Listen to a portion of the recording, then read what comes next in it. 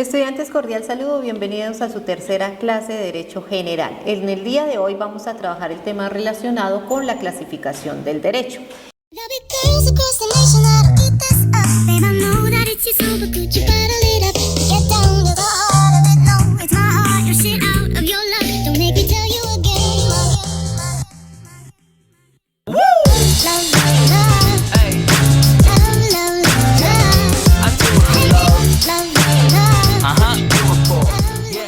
Y para ello debemos decir que el derecho se clasifica en derecho público y derecho privado. El primero, el derecho público, corresponde a la parte del ordenamiento jurídico que regula las relaciones siempre entre las personas y entidades privadas con los órganos que ostentan el poder público cuando estos últimos actúan en ejercicio de sus legítimas potestades públicas.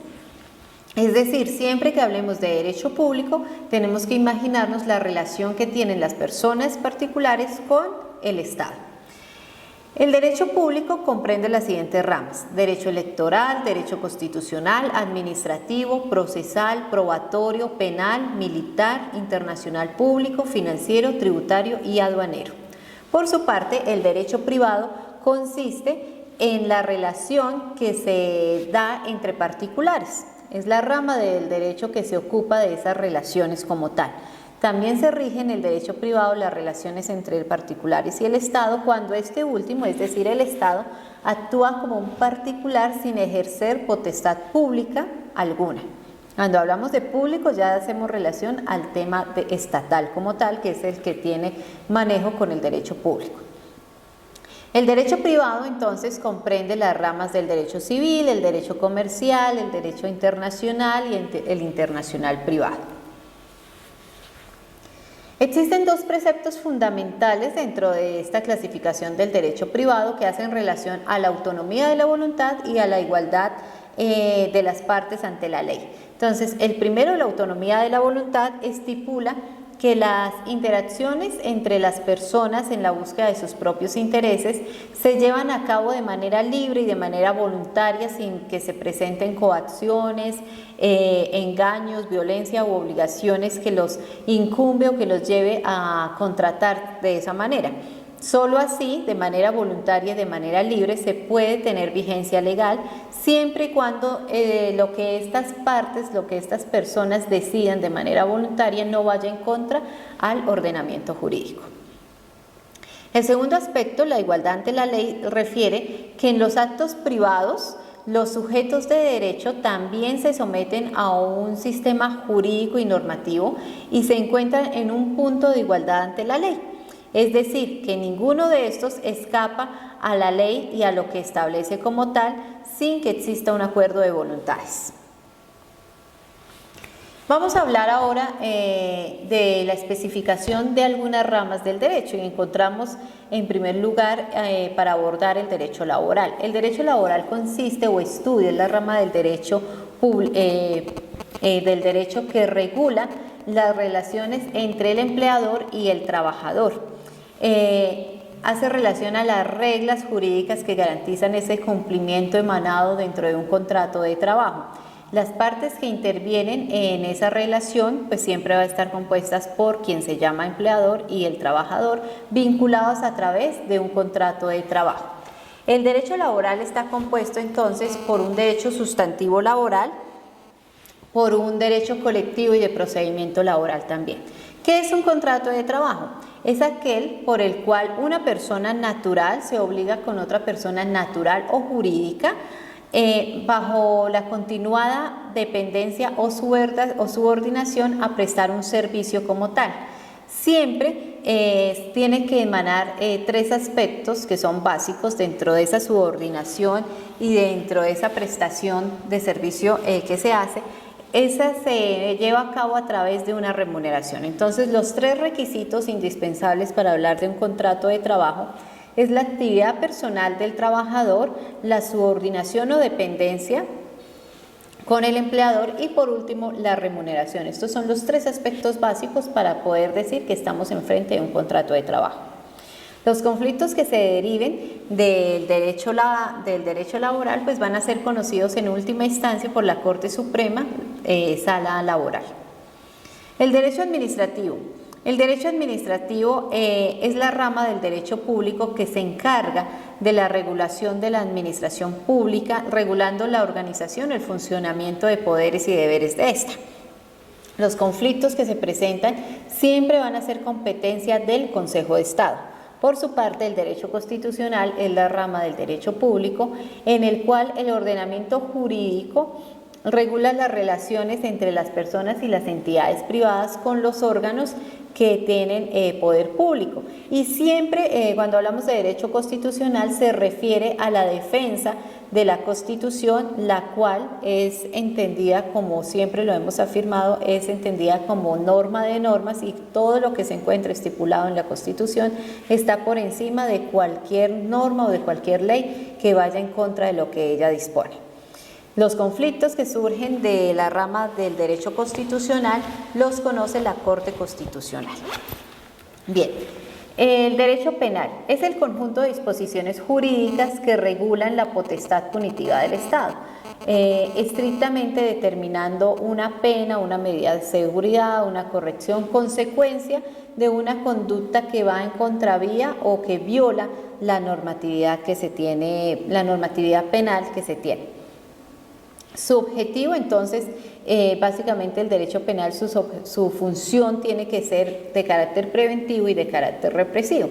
Preventivo, como su nombre lo dice, prevenir los delitos, y represivo ya entra a ser el tema sancionatorio por la comisión de la conducta punible. Los conflictos que se derivan de estos hacen relación al conocer la Corte Suprema de Justicia, Sala Penal, y recuerden que la Fiscalía es el órgano encargado de iniciar el tratamiento de las noticias criminales y toda la investigación penal, y asimismo llevar a cabo la acusación de la persona que se presume ha cometido un delito. Por su parte, el derecho militar es el conjunto de disposiciones que regulan la organización, funciones y mantenimiento de las Fuerzas Armadas. Los conflictos que se deriven de esta jurisdicción están en cabeza de la justicia penal militar, siempre que sean bajo la orden de servicio de cada uno de estos funcionarios. De lo contrario, pues entonces estará conociendo la justicia ordinaria. El derecho civil y el derecho comercial. El derecho civil es el conjunto de normas jurídicas que trata de las relaciones entre civiles o particulares sin intervención del Estado como persona de derecho público. En el derecho civil se estudia todo lo relacionado a lo que tiene que ver con familia, sucesiones, obligaciones, contratos y los delitos que se deriven de esta materia son conocidas por la Corte Suprema de Justicia, Sala Civil. Por su parte, el derecho comercial es el conjunto de normas relativas a los comerciantes en el ejercicio de su profesión. Todos aquellos actos de comercio legalmente establecidos y calificados como tales, que cuenten con todos los requisitos y toda la normatividad vigente para funcionar como establecimiento de comercio, y para que se tenga en cuenta sus propietarios como propios de la actividad comercial. Los conflictos que se deriven de estos son conocidos por la Corte Suprema de Justicia. Derecho financiero. El derecho financiero es la rama del derecho público que estudia la actividad financiera del Estado. Se refiere a las actividades que permiten obtener ingresos capitales y realizar gastos para satisfacer necesidades. Entonces, las necesidades colectivas como tal. Entonces, en el derecho financiero se pueden presentar dos tipos de situaciones. Cuando la herramienta que se lleva para ejercer tiene que ver con el gasto, y cuando la herramienta tiene que ver con el tributo, es decir, con el pago de impuestos. El derecho económico, por su parte, es un conjunto de normas que hacen parte del derecho público, destinados a facilitar la labor del Estado de lo que tiene que ver con la planificación económica, es decir, regular el concierto de actividades económicas de todo el país como tal, siempre estando toda esta normatividad de acuerdo con las disposiciones que tiene la Constitución y las leyes en materia. Derecho internacional público es la rama del derecho que se ocupa de las relaciones internacionales entre los estados y los sujetos internacionales, en el marco jurídico para que se rija como tal la comunidad internacional, con el fin de garantizar la paz y la justa resolución de conflictos entre las naciones cuando se presenten estas. En conclusión, el derecho internacional público se ocupa de mediar jurídicamente entre todas estas entidades soberanas, siempre y cuando o estén inmiscuidas en un conflicto, pues para llegar a una solución de conflictos aceptables por las dos naciones. El derecho internacional privado regula las transacciones comerciales que se producen, pero entre los estados y particulares de otras naciones, o entre dos estados actuando como particulares. El derecho tributario y aduanero se encarga de regular el control tanto fiscal como tributario de los medios de transportes, bienes y personas objeto de comercio internacional y de la gestión de las personas que intervienen en todo lo relacionado con el tema de aduanas. Regulan en últimas la actividad de comercio exterior de un país o de un estado.